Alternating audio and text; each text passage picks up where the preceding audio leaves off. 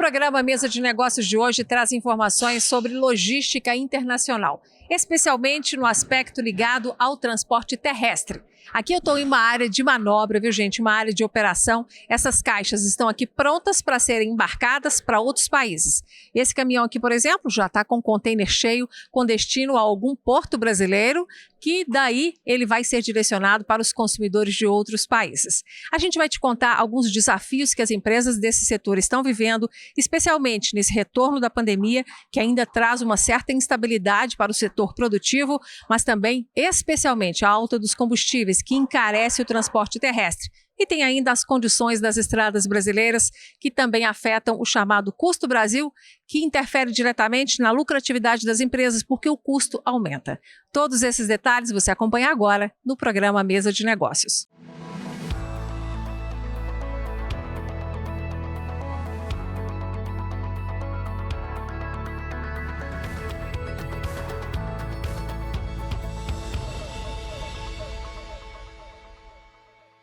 O Brasil é um país de dimensões continentais e, por isso, o transporte rodoviário é muito importante para que a economia se desenvolva. E no comércio exterior não é diferente. Para tirar uma mercadoria do Brasil e levá-la para o exterior ou vir de lá para cá, com certeza as estradas brasileiras são demandadas. E eu vou conversar agora com a Tânia Reis, que é a CEO do Grupo Serpa, sediado em Belo Horizonte, com subsidiárias em Xangai e também nos Estados Unidos, em Miami.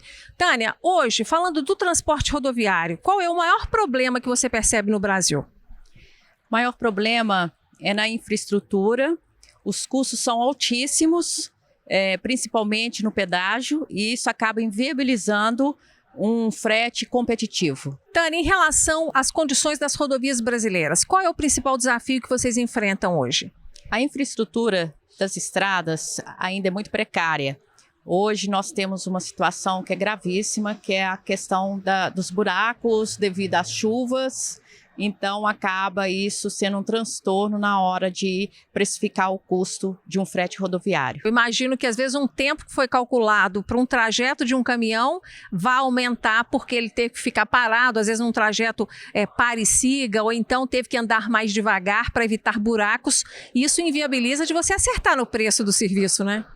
Com certeza, mas o bom empresário, ele precisa de ter essa visão e isso acaba no efeito cascata, gerando um custo maior e fica menos competitivo quando você vai para uma exportação. E falando então de exportação, se a gente puder comparar as estradas brasileiras com as estradas, por exemplo, nos Estados Unidos, onde você tem uma subsidiária, e também lá em Xangai, na China, onde você tem uma outra filial, você percebe diferenças nesse transporte rodoviário que sejam significativas para a qualidade do comércio exterior?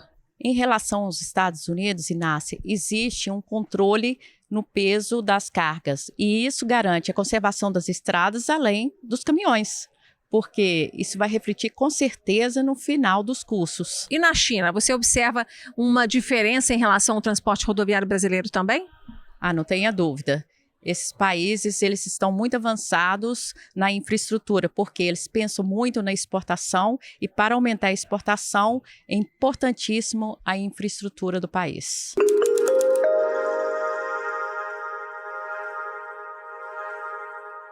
Transportes ligado ao setor de comércio exterior? É esse o assunto que a gente está falando no programa Mesa de Negócios. E eu vou conversar agora com a Ana Paula, que tem, experiência de 20 anos trabalhando com importação, com exportação, e há 4 anos ela é diretora aqui da Serpa Transportes. Qual que é hoje o setor que mais demanda atividades de comércio exterior aqui para vocês? Inácia, hoje o setor automotivo ele tem correspondido a mais ou menos 40% hoje do nosso volume de atividades, mas outros setores também como têxtil, construção, saúde, vem ganhando destaque aqui na nossa empresa. Agora, quando a gente pensa aí no volume, comparando importação com exportação, o que vocês têm feito mais pelas empresas mineiras e brasileiras?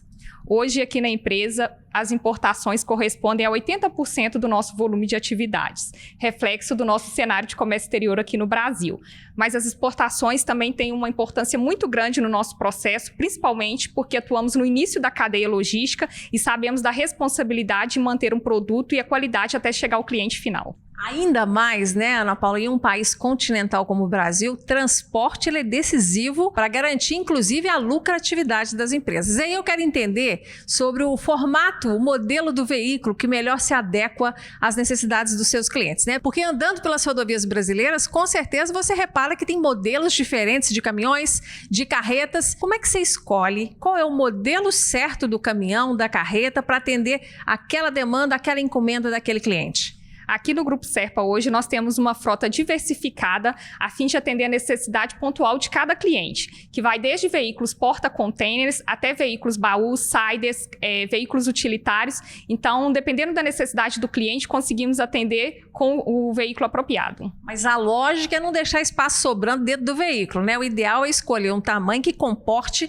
toda a carga que tem que ser transportada, é isso? Isso mesmo, para otimizar o nosso custo e assim também otimizar a operação do cliente. Senão, além de ficar a caixa balançando dentro do caminhão, que também pode ser um perigo para danificar, né, a qualidade daquela mercadoria, você vai pagar mais caro ou então o seu cliente. Exatamente, Inácia. Quando sobra espaço no veículo, acaba que a gente tem um custo maior na operação e automaticamente isso reflete para o cliente. Mas por curiosidade, aí eu me pergunto aqui, né, se o cliente às vezes está com uma pressa danada, precisa transportar ou um insumo, ou uma matéria-prima, ou mesmo uma mercadoria já pronta e acabada para ser vendida, para exportar, e aí ele não tem tempo de esperar lotar um caminhão. Acontece de você precisar de pôr um caminhão que vai estar assim com espaço sobrando, volume liberado, mas para atender a pressa, você faz o transporte. Sim, Inácia, nós temos veículos exclusivos para atender a urgência do cliente. Isso acontece de vez em quando, Inácia. Quando o prazo é fundamental para o cliente, a gente trabalha com veículo exclusivo para conseguir atender a necessidade. Agora, Ana Paula, no caso da exportação, o cliente traz até o seu galpão o que tem que ser colocado ali nos containers, por exemplo, para ir para os portos,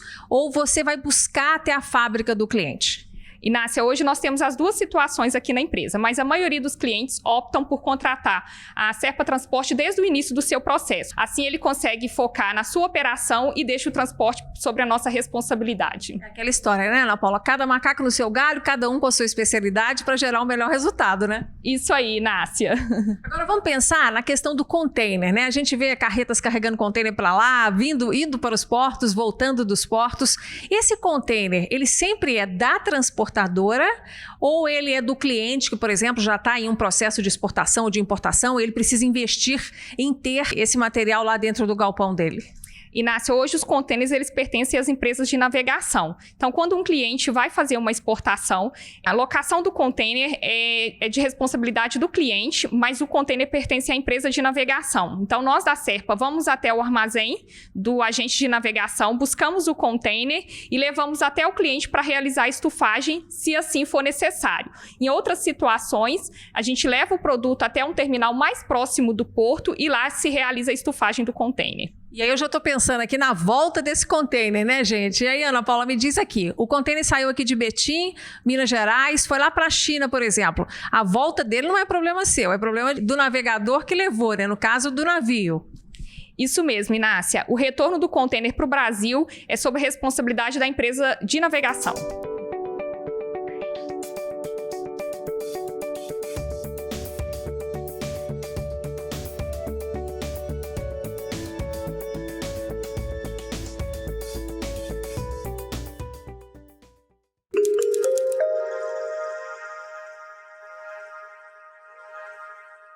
Eu agora estou dentro de um container que está vazio, mas pronto para receber mercadorias que vão ser levadas para o Porto de Santos, com destino aí para algum país que vai consumir mercadorias brasileiras.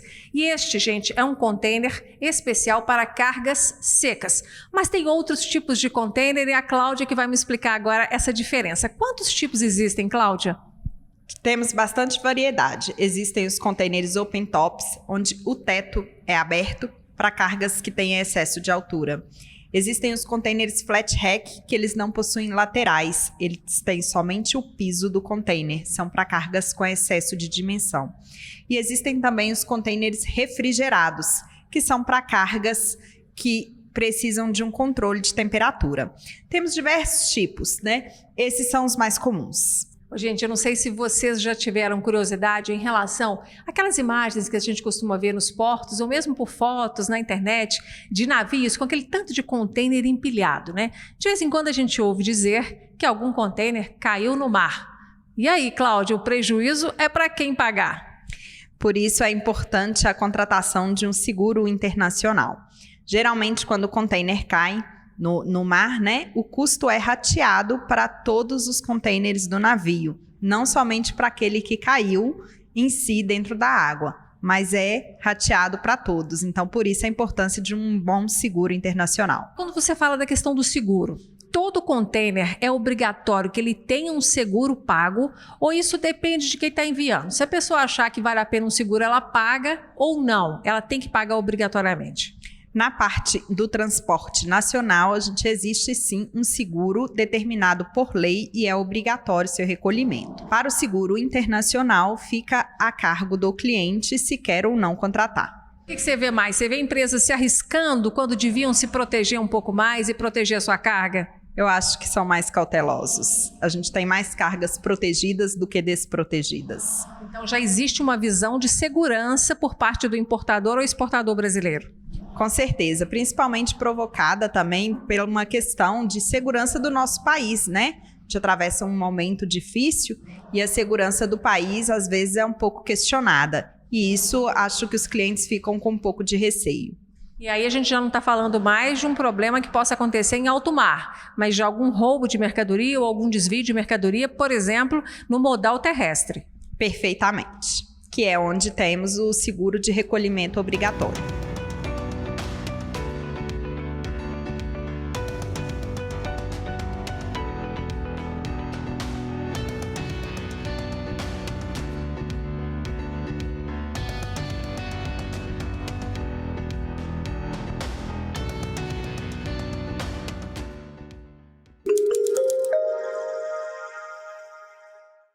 No mês de abril, as exportações brasileiras bateram um recorde histórico, alcançando o resultado de 29 bilhões de dólares. O que significa é um grande indicador de como a economia está se normalizando pós-pandemia. Ô, Tânia, você que acompanha tantas empresas que estão começando a exportar, que já exportam há muito tempo, você percebe que elas estão mais tranquilas em relação ao trabalho, que está tudo funcionando normalmente, elas estão assim animadas com a retomada da economia? Sim, com certeza. Os empresários estão bem animados com esse número de abril. Inclusive, eu estive em São Paulo, na Fiesp, na reunião com a primeira diretora mulher da Organização Mundial do Comércio e foi falado muito na parte da exportação de alimentos. E o Brasil, ele vem despontando e aí estão os números, né, gente? Agora, ô Tânia, além desse impacto aí da receita da empresa que passa a receber aí uma parte das suas vendas em dólar, ela também se aprimora. Você citou aí a questão da profissionalização. Uma empresa que exporta, ela é uma empresa mais exigida do que uma empresa que muitas vezes só opera no mercado nacional, né? Ah, não tenha dúvida. Porque para você exportar é necessário você ter procedimentos, treinar sua equipe de trabalho e a pontualidade, porque lidar com o exterior é fundamental a pontualidade, a entrega.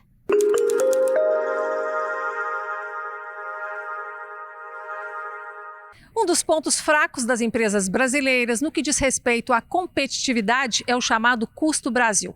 E a logística é um componente muito importante nesse cálculo e a gente vai entender agora um pouco mais sobre esse custo Brasil e o impacto que a logística tem nele, conversando com o professor Hernani, que trabalha há muito tempo com comércio exterior, né, Hernani? Já se vão aí quase 20 anos. Qual é, na sua visão, o maior peso que a logística tem na questão do custo Brasil? Inácia, o custo logístico, né, ele tem uma composição aí onde que a gente vai entrar nas questões de custo do estoque, o custo financeiro do estoque, o custo que a gente chama de handling, né, de movimentação e até mesmo de pessoas. E no Brasil, o que mais onera as organizações é o custo do transporte. Nós temos uma deficiência muito grande, por exemplo, de ferrovias, nós não exploramos muito bem a parte hidroviária, o serviço de cabotagem, pouco explorado, e ficamos praticamente dependendo do transporte rodoviário em nosso país, o que onera bastante, até mesmo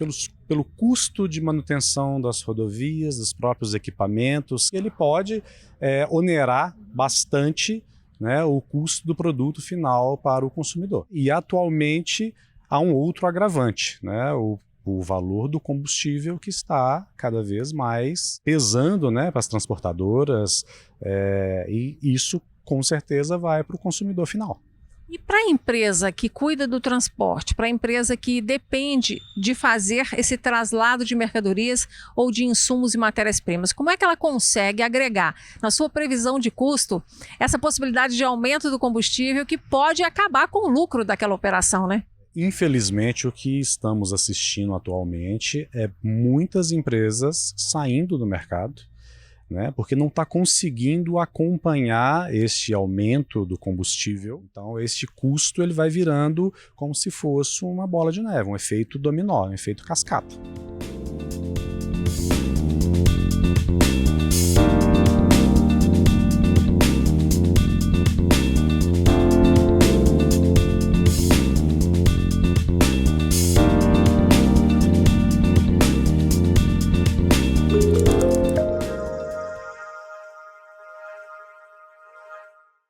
Pessoal, eu estou agora em um lugar muito atípico, um lugar onde eu nunca tinha subido ainda para fazer uma gravação. Eu estou dentro de um container que foi preparado para ir para algum porto do Brasil a caminho do exterior, levando mercadorias ou insumos brasileiros. Cláudia, o que essas caixas estão levando? Estamos levando cosméticos para a América Latina. E eu tô vendo que tá tudo muito embaladinho, né? Tem esse plástico firme aqui, tem umas fitas que seguram e é tudo muito lacrado. Essa é uma condição para entrar dentro do container para poder partir para o mercado exterior?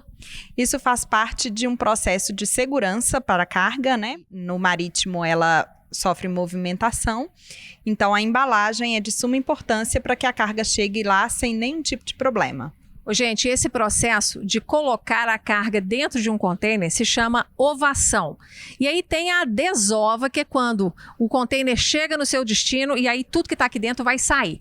Tem que ter muito cuidado nos dois processos, seja para ovar, seja para desovar, né, Cláudia? Sim, na verdade, na desova nós estamos no final do processo. Então a carga às vezes chega avariada e a gente precisa fazer um registro fotográfico para mostrar para o cliente, né, como a mercadoria dele está acondicionada no container. E algumas vezes até mudar este processo lá no exterior, para que não chegue aqui mercadorias danificadas. Mas deixa eu entender, por exemplo, você está embarcando aqui, está tudo bonitinho, integridade plena. Você fotografa para caso ocorra, por exemplo, algum problema lá no navio, né? Às vezes balançou demais, um container trombou no outro, pode estragar alguma parte da mercadoria. Você prova para o seu cliente que saiu do Brasil intacto. Exatamente. Aqui na ovação nós estamos no início do processo, então a gente tem que garantir toda a integridade da carga. Então a gente fotografa todo o processo de ovação para que o cliente fique tranquilo que a mercadoria dele está sendo bem acondicionada e está segura para o transporte marítimo. E aí você se pergunta, e quando a carga chegar, por exemplo, na Colômbia, onde eu acredito que é o destino dessa mercadoria que está aqui. Aí lá também tem esse mesmo cuidado ao fazer a desova, tem que estar tudo bonitinho, eles vão fotografar e mostrar que o trabalho deles também funcionou no momento em que a carga sai do container. Exatamente, todo o processo é certificado. Me dá um exemplo de problema que costuma acontecer e que você tem que resolver no trajeto da mercadoria. Um acidente de trânsito, por exemplo, é um imprevisto que a gente não está contando com ele, mas que a gente precisa agir rápido para que nenhum imprevisto prejudique ou atrapalhe, atrase a chegada dessa mercadoria no cliente final.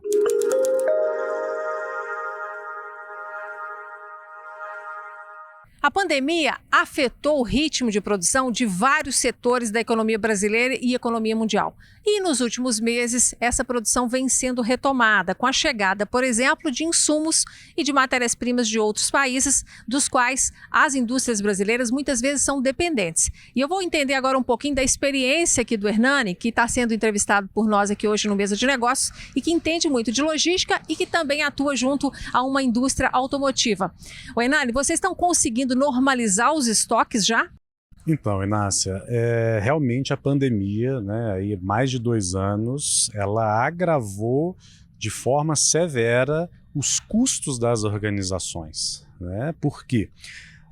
No caso de uma importação, aquele produto que você tinha ali um lead time, um transit time já programado, vou dar exemplo, de 30 dias, isso começou aos poucos a passar para 35 dias, 40 dias, 50 dias e em alguns casos até 60 dias, né? Isso ao redor do mundo, é completo.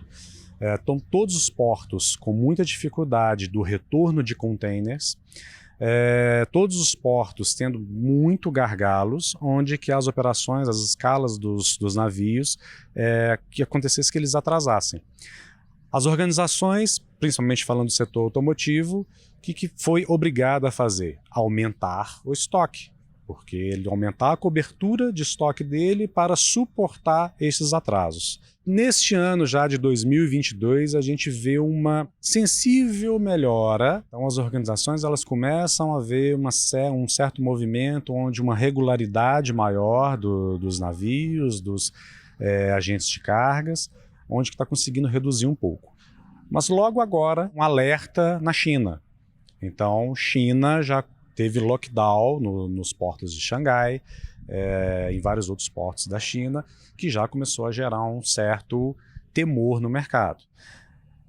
Infelizmente, tem o conflito, né, na Ucrânia com a Rússia, que também gerou um novo atraso. Porque, mas eu não importo nada da Ucrânia, não importo nada da Rússia. Mas é o efeito cascata. A região fica comprometida, né? A região fica comprometida. O mundo fica comprometido, porque tem navio da China que vai passar na Europa. Tem vários outros portos na Europa que dependem de navios que iriam estar saindo desses países ou nas redondezas e que não conseguem. E tudo isso cria uma série de reprogramas, de necessidade de novas rotas, sem falar na questão de containers. Os containers que estão nessas regiões estão lá, parados. Né? Imagina o porto de Xangai, na China, que é um dos maiores portos do mundo, com lockdown, fechado. Então, container não entra, container não sai. Como que faz essa movimentação? Então, há um temor, né, que isso possa gerar um efeito que a gente chama de um efeito chicote, né, onde que a gente já estava começando a baixar ali, começando a ter umas programações para uma sensível redução dos estoques, e ele vai ter um revés, se esse cenário atual, que já, né, que eu citei da China, e esse conflito na Europa, no leste europeu, se ele não tiver uma solução mais rápida. Tudo indica, na questão da China, que vai se resolver de forma mais rápida do que foi o início da pandemia. Mas gera, sim, alguns transtornos e está gerando muito transtorno para toda a cadeia de suprimentos do segmento automotivo. E por falar em suprimentos do setor automotivo, eu logo lembro de quê? Dos microprocessadores que foram tão falados. A ausência dos microprocessadores. Está chegando um volume suficiente para os carros brasileiros saírem bem equipados aí da montagem? Ou esse ainda é um problema de suprimento, Hernani? Este é um grande problema de suprimento. Ainda não normalizou? Ainda é um grande problema de suprimento. No mundo inteiro está havendo a falta dos microprocessadores, né? Então... Mas aí, nesse caso, como é que faz? O carro vai sendo montado e para quando chega a necessidade do microprocessador, ou nem se começa uma nova leva de carros na produção, porque senão ela vai ter que ficar parada? Na maior parte vai ficar parado, então nem consegue fazer. Então, assim, as montadoras, elas estão trazendo aviões com os microchips, né, com semicondutor, como é chamado, para suprir a sua necessidade. E com certeza com um custo muito mais elevado. E vem da Ásia mesmo o maior volume de microprocessadores, de semicondutores? O maior volume vem da Ásia. O maior volume vem da Ásia. E não tem jeito do Brasil produzir este suprimento para as montadoras? No momento, não vejo aqui no Brasil como um forte produtor desse semicondutor. Nos falta o quê? Tecnologia ou vontade de fazer? Ou o investimento é muito caro para montar uma fábrica? Pelo que eu entendo de mercado, eu vejo que há pelo tempo, né, pelo time aí, a dificuldade em iniciar, em startar uma nova fábrica, né, uma fábrica no Brasil para suprir a necessidade do mercado. Já é uma fábrica que vai já nascer, né, com um problema já de suprimento, um problema dos materiais, da matéria-prima necessária para fabricar esses semicondutores. Agora eu estou aqui pensando se você está querendo começar um negócio ou já tem um negócio em andamento que depende muito da logística e que depende sumariamente do transporte. Hernani, qual que seria a dica que você daria, por exemplo, para um aluno seu lá no MBA que está assim, o professor me dá um conselho, porque a gente não tem ferrovia em número suficiente, nós dependemos do transporte rodoviário. Como é que eu faço? Onde que eu posso garantir a certeza do meu negócio funcionar bem com o melhor custo? Selecionar bem a empresa parceira que vai fazer a gestão, que vai fazer a operação do transporte, isso já é um passo muito importante. Empresas confiáveis, empresas que possuem uma experiência de mercado, que existe uma confiança de mercado, isso é fundamental. Logística é um setor que não dá para improvisar, o risco é muito alto. O risco é muito alto, né? Imagina a frustração de um cliente quando a gente vai falar, né, da relação de empresas para a pessoa física ou a própria relação B2B, né, de negócio para negócio, a frustração que você compra um produto ou uma série de produtos e esse produto chega avariado, ou chega trocado, ou simplesmente não chega. E aí, gostou do programa de hoje? Gostou de entender um pouco mais sobre como funciona o transporte de mercadorias aqui no Brasil, seja para a exportação ou para a importação? Tem muito mais informações sobre esse segmento aqui no programa, é só procurar outros vídeos que você vai ficar bem informado. E por favor, não se esqueça, deixe o seu like e também se inscreva no nosso canal. E aí você vai ser alertado sobre todos os vídeos que nós publicarmos. Obrigada pela atenção e até a próxima.